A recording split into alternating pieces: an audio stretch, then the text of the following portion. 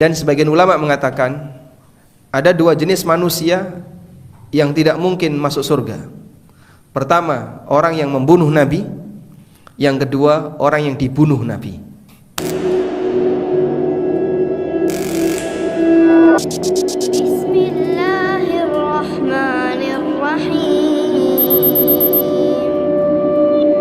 Meninggalnya para nabi di tangan orang Yahudi ini adalah sebuah musibah bagi dunia.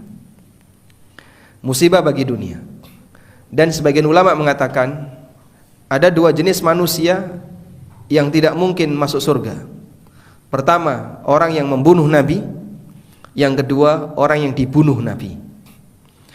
Orang yang membunuh Nabi gak mungkin masuk surga. Dan orang yang dibunuh Nabi berarti dia adalah musuh utama. Sehingga dua jenis manusia ini tidak mungkin mendapatkan surga. Tayyib. Karena itu Syekhul Islam Ibnu Taimiyah ketika beliau membantah sikap orang Syiah dengan terbunuhnya Husain bin Ali radhiyallahu anhuma, dan kita akui beliau terbunuh mazluman, terbunuh dalam kondisi dizalimi. Lalu orang Syiah merasa ini adalah musibah besar bagi dunia, sehingga kita perlu meratapi peristiwa pembunuhan Husain ini dengan aneka acara ratapan, sebagaimana yang dilakukan oleh orang Syiah. Maka kata Syekhul Islam, menurut kalian mana yang lebih tinggi derajatnya, para nabi ataukah Husain? Jika mereka mengatakan Husain lebih tinggi, kufiru, maka mereka bisa dikafirkan.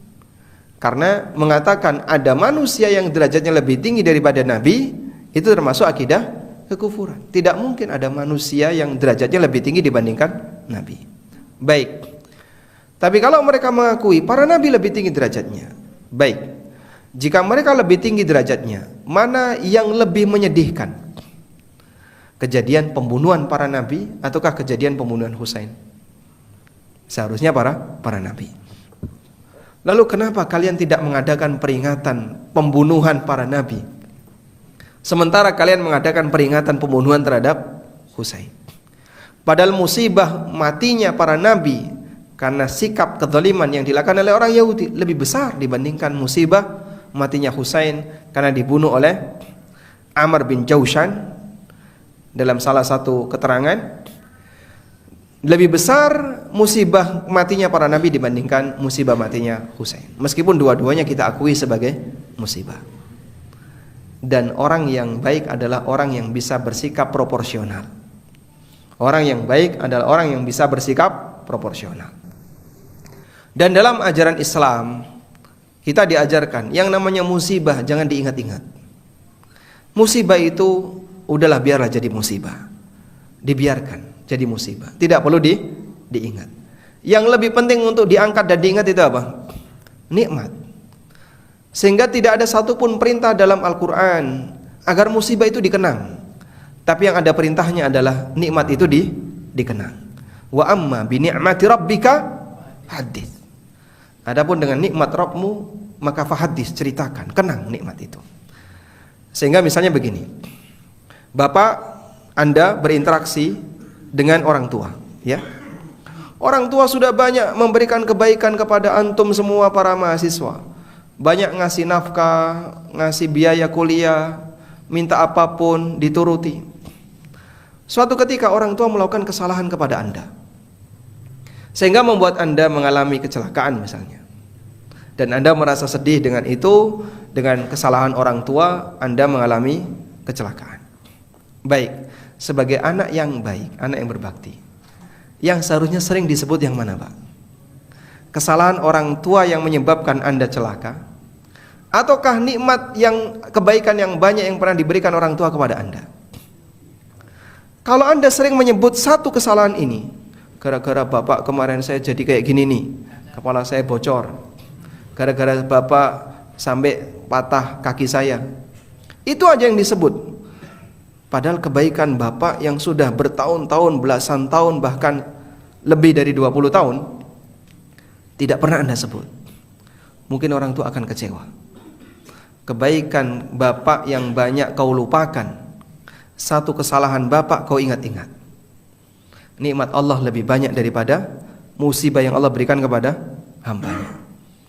Sehingga kalau ada hamba yang sering diberi nikmat tapi itu dia lupakan semuanya, satu musibah, kematian keluarganya dia ingat-ingat, ini kan sikap yang gak benar ya.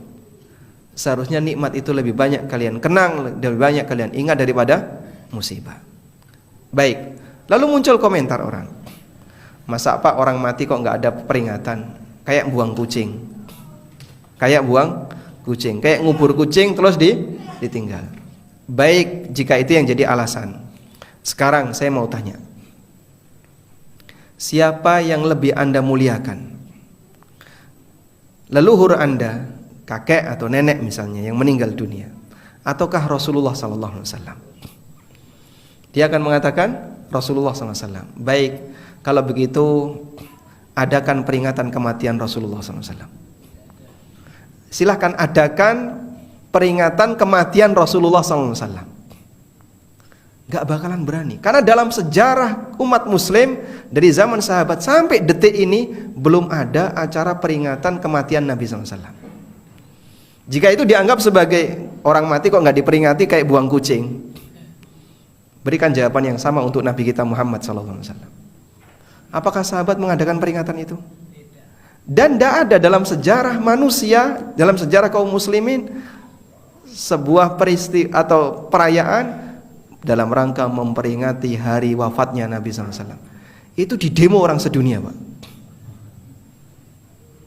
Padahal kalau mereka tanya, Nabi SAW meninggal bulannya apa, tahun berapa, tanggal berapa, kejadian ini lebih banyak sahabat yang nyatet daripada lahirnya Nabi SAW.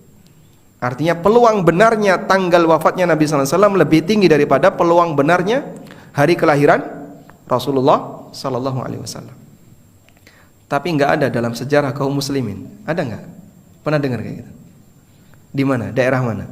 Sampai pun orang Syiah saja mereka tidak mengadakan upacara itu. Peringatan kematian Rasulullah SAW. Kholnya Nabi itu Pak, nggak ada Pak.